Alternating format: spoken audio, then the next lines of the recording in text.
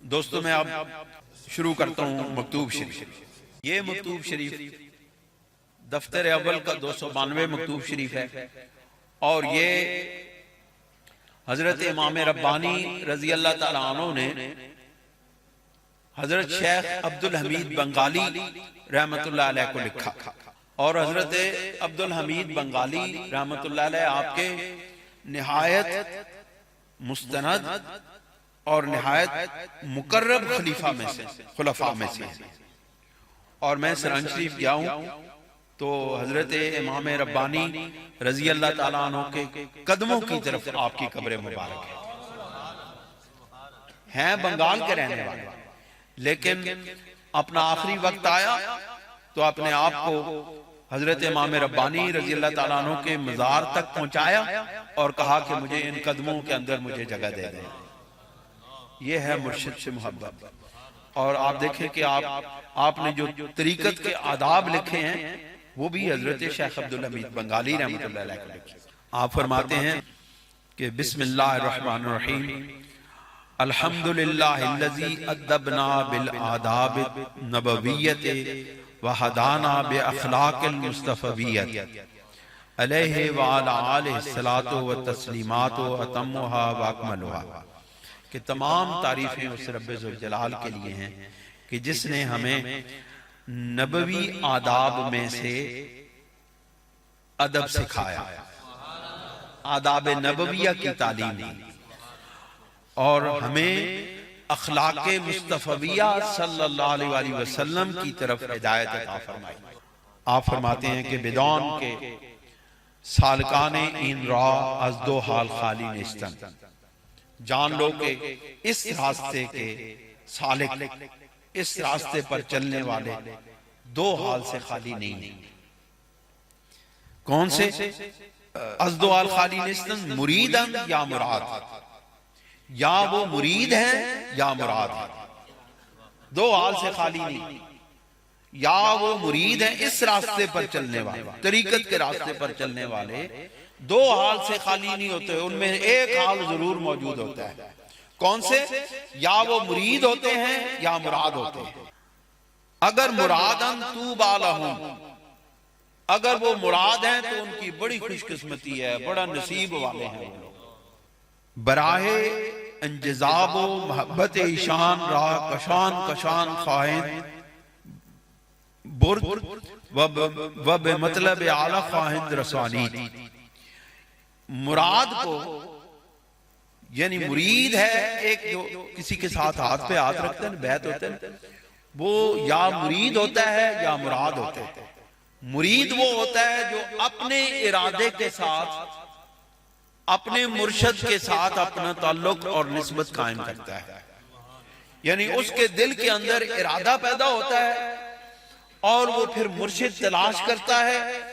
جس وقت وہ مرشد ایسا تلاش کر لیتا ہے کہ جو شریعت کا پابند ہو اور اس نے طریقت کی تعلیم کسی مرشد کامل سے حاصل کی ہو. ہن تاں کونے کونے تے پیر بیٹھے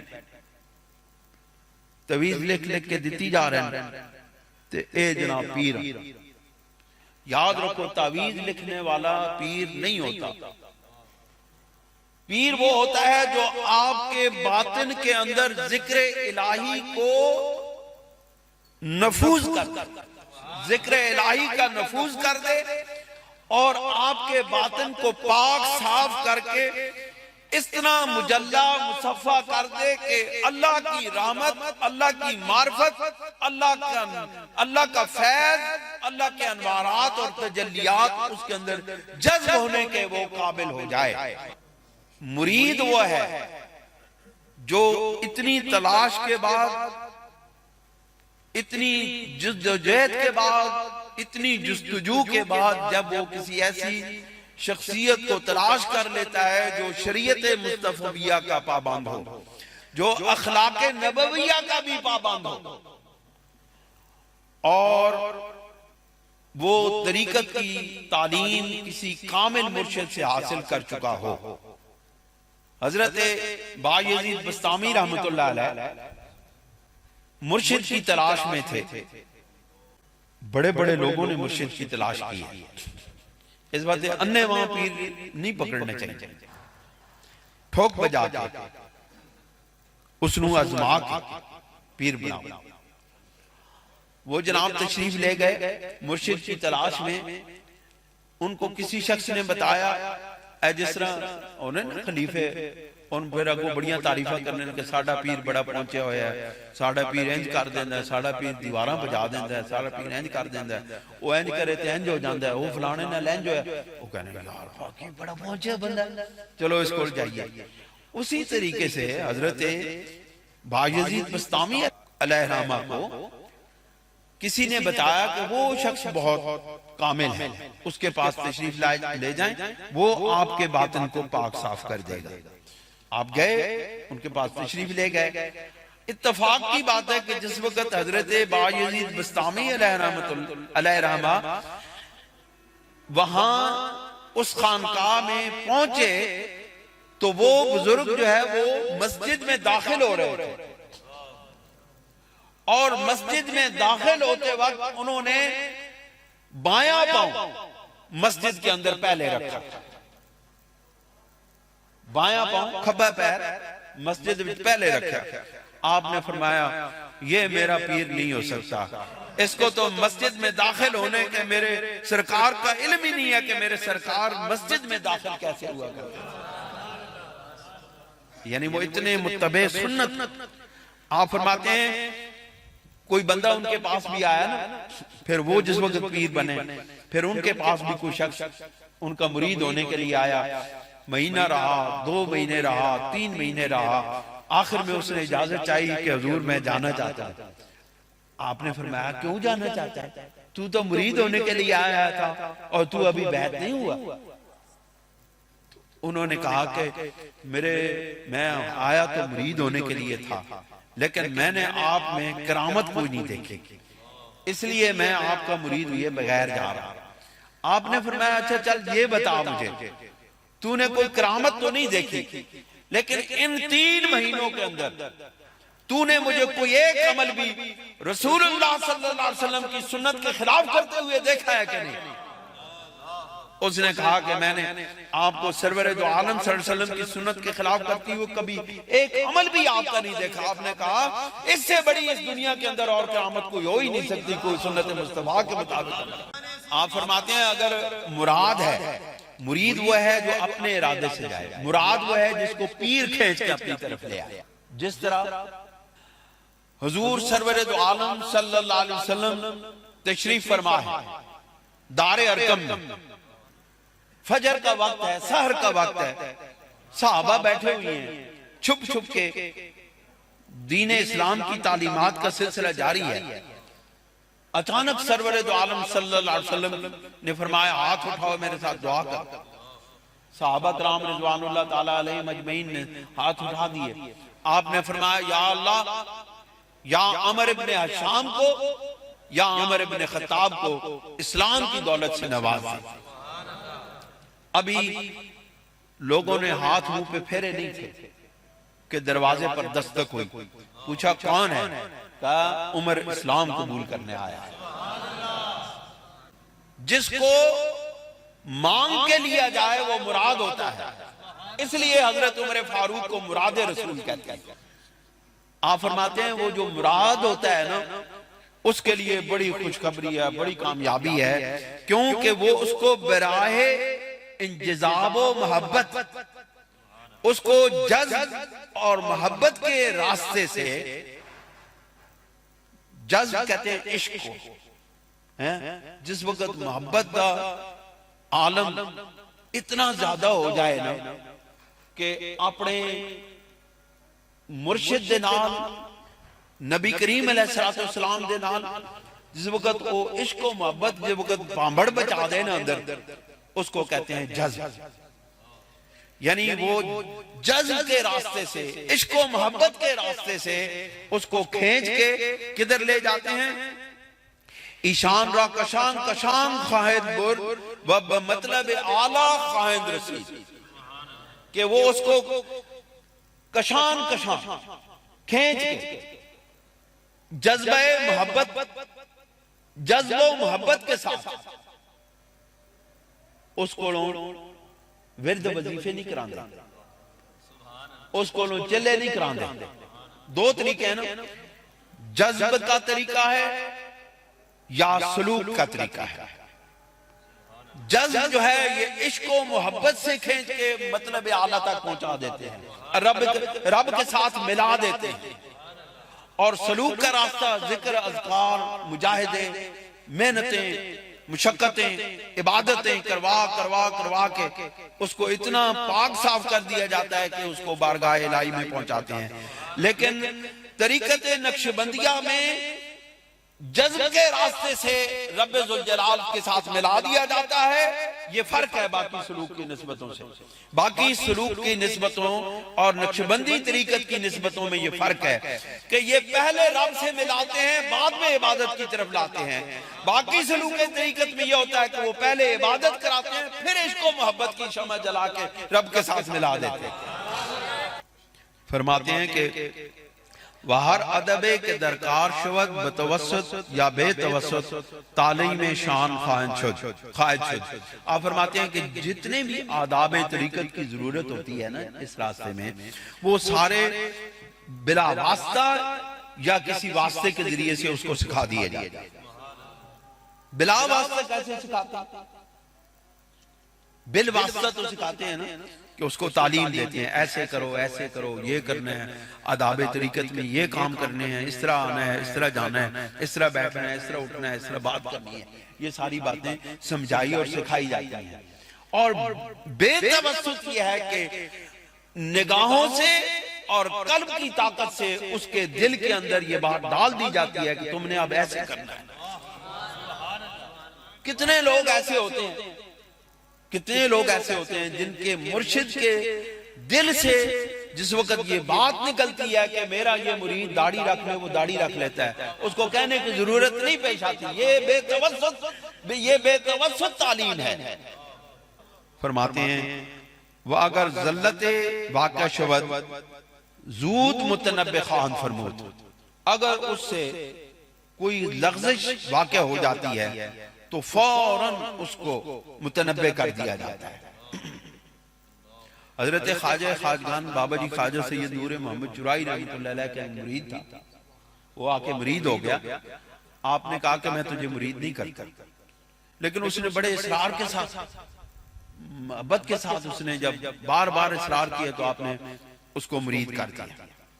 لیکن کہا کہ تیرے اندر فلاں خرابی ہے، وہ کام تم نے نہیں کرنا ہے، میرے ساتھ یہ وعدہ کرو۔ اس نے وعدہ کیا کہ میں یہ کوئی معاملہ دوسرا تھا، تو اس نے کہا کہ میں وعدہ کروں۔ کچھ دن گزر گئے، رات کو جس وقت وہ سویا اور اس کے دل کے اندر وہ فعل کرنے کا ارادہ پیدا ہوا، تو حضرت خواجہ خواجگان سید نور محمد چرائی اس کی خواب میں آ کے کہنے لگے وعدہ کی خلاف ورزی کرنے لگے ہو، تمہارا کام خراب ہو جائے گا۔ اس نے پھر توبہ کی، آ کے اگلے دن حاضر ہوا، پھر توبہ، پھر کچھ دن گزر گئے، پھر اس کے دل کے اندر اس برائی کا ارادہ پیدا ہوا۔ آپ پھر آ کے اس کو سمجھایا کہ آپ غلط کام نہیں کرنا ہے، میں تمہیں پھر دوسری مرتبہ منع کر رہا ہوں۔ وہ پھر باز آ گیا، تیسری مرتبہ پھر ایسے ہوا۔ اور اس وقت بابا جی خواجہ خواجگان اس وقت تیرا شریف میں تھے، اور وہ بندہ رنگلی کا رہنے والا ہے۔ چورائی شریف سے پچھلا سٹاپ ہے نا رنگلی، رنگلی پتہ نہیں کس نے رنگلی، وہاں کا وہ رہنے والا تھا۔ تو پھر تیسری مرتبہ جب پھر اس کا آیا نا، اس نے ارادہ کیا تو اس کا پورا جسم مفلوج ہو گیا۔ اب وہ روتا پیٹتا بڑے تکلیف مصیبت سے، اس کو لوگ، اس کے گھر والے، ٹریفک تو تھی نہیں، چارپائی پہ اٹھا کے تیرا شریف لے گئے، جہاں آج بھی جانا بہت مشکل ہے۔ پھر اس نے جا کے معافی مانگی، پھر حضرت خواجہ خواجگان نے اس کے لیے دعا کی، اللہ تعالیٰ نے اس کو شفا عطا فرمائی۔ کہا اب 3 چانس ختم ہو چکے ہیں، اب کوئی برائی نہیں کرنا۔ یہ مطلب ہے کہ اس کو اگر کوئی ذلت ہے، اگر کوئی لغزش واقع ہو جاتی ہے تو فوراً متنبع کر دیا جاتا ہے کہ اے بھئی تیرے کو غلطی ہوگی، اساں درست کر، ورنہ ساڑھے نال یہ جڑا تعلق قائم کیتے ہی اس نے کوئی ضرورت نہیں. پھر فرماتے ہیں کہ بیان مواخذہ نہ خوان کر، اور اس کے اوپر مواخذہ نہیں کرتے، اس کو پکڑتے نہیں ہیں، متنبع کر دیتے ہیں. اگر برپیر ظاہر احتیاج داشتہ باشد بے سعی ایشان بیان دولت دلالت خان. آپ فرماتے ہیں اگر اس کو سلوک مکمل کرنے کے بعد اگر اس کو کسی اور پیر کی ضرورت ہو تو وہ اس کی طرف اس کی رہنمائی کر دیتے ہیں کہ ہون میں تیرا کام اتنے تک پورا کر لیا، ہون تو فلاں پیر کو چلا جا. ساڑھے تے ہونا نے کہ ساڑھے کوئی پیر نہ مرید ہو جائے تو مڑ کے او پھر کسی اور پیر کی طرف بھیگ نہیں سکتے. لیکن جو حقیقی طریقت ہے، جو صحیح طریقت ہے، وہ یہ ہے کہ اگر کوئی سچا پیر ہے وہ اپنے مرید کو تعلیم و تربیت کے ان مراحل سے گزار کے جہاں تک وہ اس کو لے جا سکتا ہے وہ لے جاتا ہے. لیکن جس وقت اس کی استعداد اس مرید کے ساتھ مطابقت نہیں کرتی یا مرید کی استعداد اپنے پیر کے اگلے مراحل کے ساتھ مطابقت نہیں کرتی تو اس کو دوسرے پیر کے پاس بھیج دیتے ہیں کہ اب تیری استعداد اس پیر کے ساتھ مطابقت کر رہی ہے، اب باقی تعلیم تو اس کے پاس لے کے جا. اے طریقے تے اسی پتہ نہیں کیڑے پاسے پہ ہیں. آپ فرماتے ہیں کہ بالجملہ عنایت ازلی جل سلطانہ متکفل حال این بزرگوارانست بے سبب و بے سبب کار ایشان را کفایت فاہم کر. آپ فرماتے ہیں کہ مختصر طور پر یہ بات ہے کہ اللہ رب العزت کی جو ازلی عنایت ہے وہ ان بزرگوں کی متکفل ہے، ان کی کفیل ہے، ان کی کفالت اللہ کی عنایت کرنے والی ہے اللہ جل شانہ کی.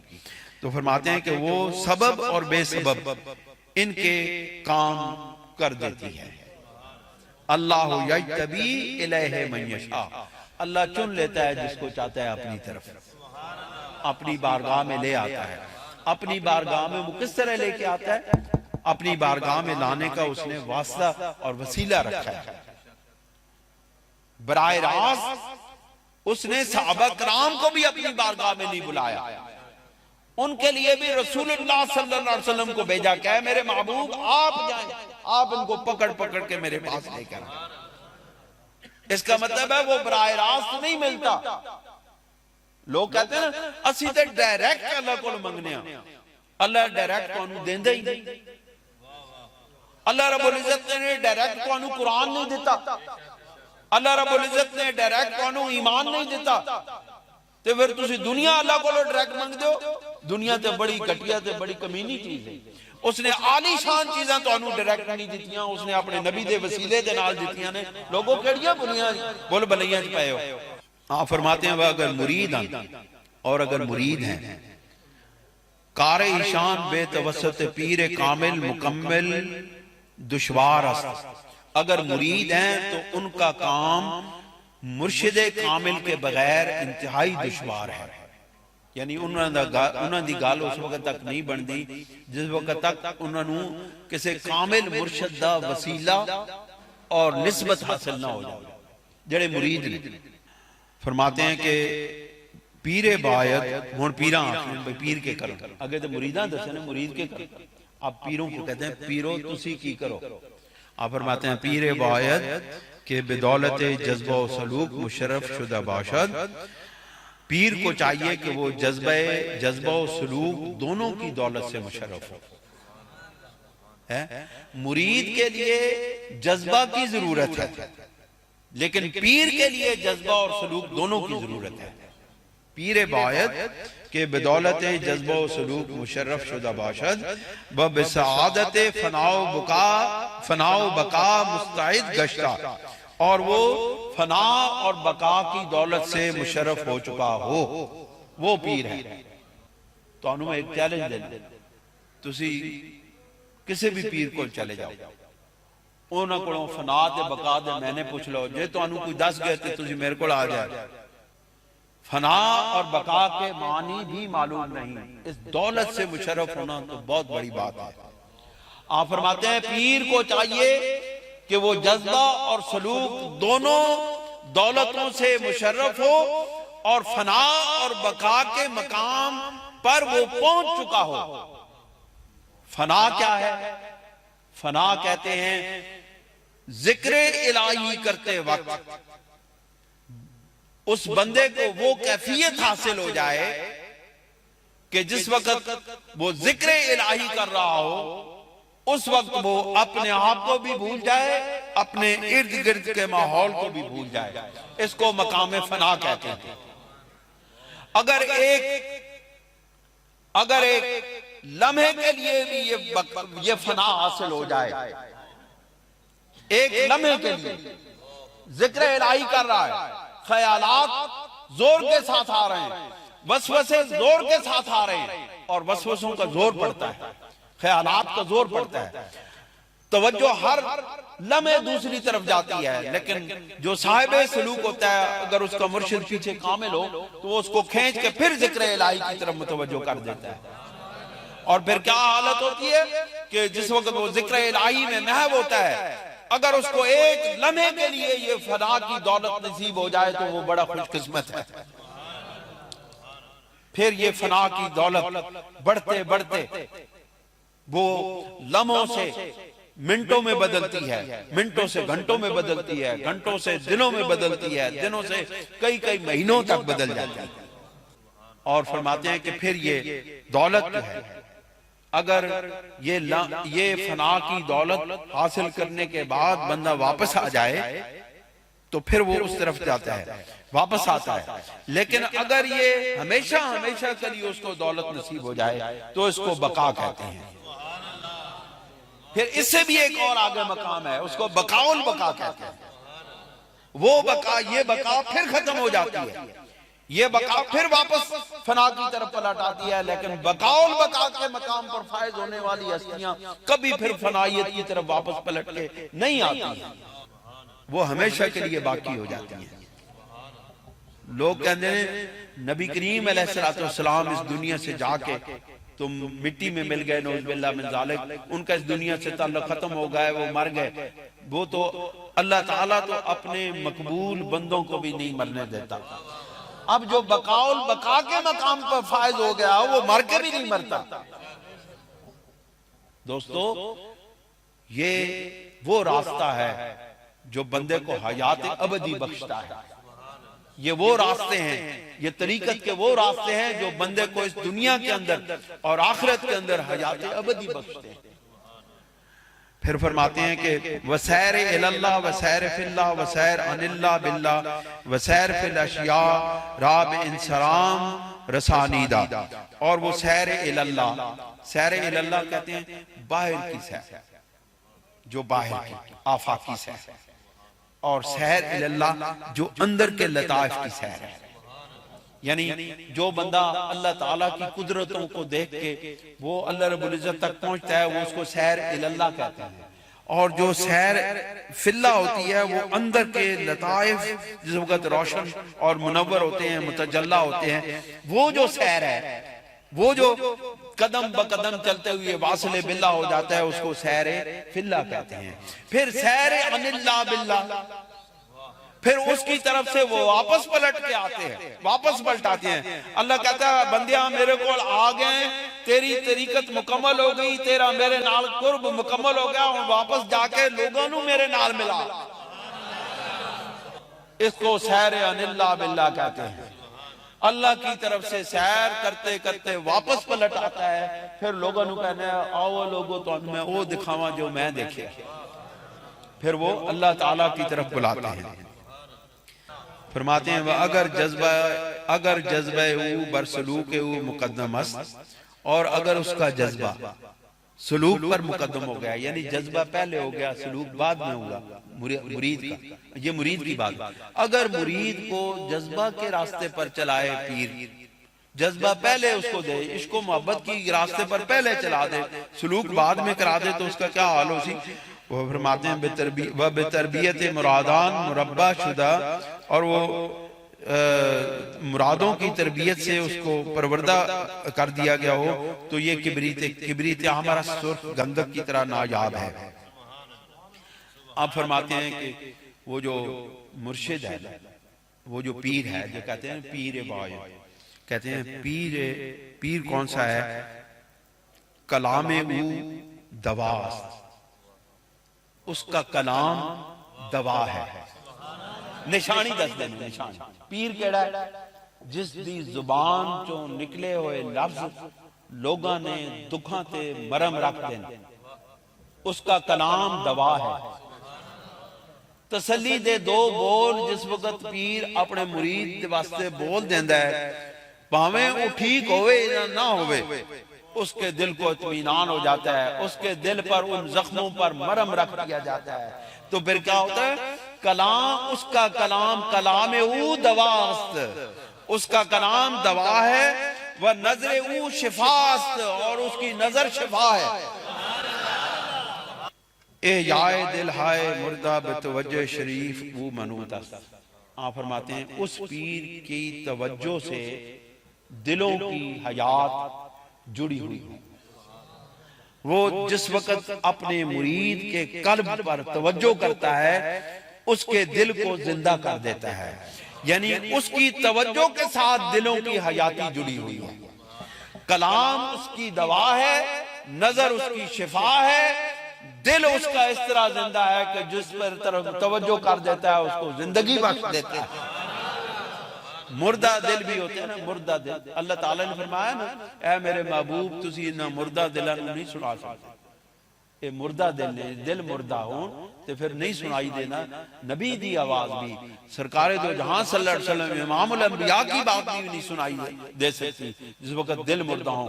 لیکن اللہ کے محبوب کے یہ غلاموں کو اللہ نے یہ شرف بخشا ہے کہ یہ دل کی توجہ جس طرف کر دیتے ہیں ان دلوں کو حیات بخش دیتے ہیں۔ اگر این طور صاحب دولت پیدا نہ شود سالک مجذوب ہم مغتنمس، آپ فرماتے ہیں اگر اس طریقے سے کوئی صاحب دولت پیدا نہ ہونا تو پھر سالک مجذوب یعنی سلوک پہلے، مجذوب بعد۔ ایک ہوتا ہے مجذوب سالک، ایک ہوتا ہے سالک مجذوب۔ مجذوب سالک وہ ہوتا ہے جس کا جذب عشق و محبت پہلے ہو، سلوک بعد میں۔ اور سالک مجذوب وہ ہوتا ہے جس کو عبادت، ریاضت، مجاہدہ پہلے کرایا جائے اور جذبہ اس کو بعد میں عطا کیا جائے۔ یہ دو ڈیفینیشن ہے، سمجھ رہے ہیں کہ نہیں؟ گال سمجھ آنی پئی کہ کوئی نہیں؟ مشکل بات کو میں بڑے آسان طریقے نال سمجھانا پیا، بڑی مشکل بات ہے، آسان طریقے سے سمجھانے کی کوشش کر رہا ہوں کہ سالک اگر مجذوب سالک نہ ہوئے تو پھر سالک مجذوب ہی بڑی غنیمت ہے۔ بتربیت ناقصان ازو نیز می آیت، اور ناقصان دی بھی تربیت وہی پیر کرتا ہے۔ ناقص ہوندے نے، ناکارے میرے جا لوگ، او جس وقت کسی پیر کو جا کے بیٹھ جاندے ہیں وہ تربیت کرتا ہے۔ دیکھو نا، تانوں اگر چاہیے دے مرشد اگر صحیح ہے، اگر متبع سنت ہے، اس نو کھانے ہوئے ویکھو جس طرح وہ کھاوے اس طرح کھاؤ، اس نے مطلب ہے تسی رسول اللہ دی سنت ادا کرو۔ کیوں جو اس کو بیٹھے ہوئے دیکھو تو جس طرح وہ بیٹھتا ہے اس طرح بیٹھو، اور اگر وہ سنت کے مطابق بیٹھتا ہے تو پھر تم سنت رسول کے مطابق اپنی زندگی گزارنے والے بن جاؤ گے۔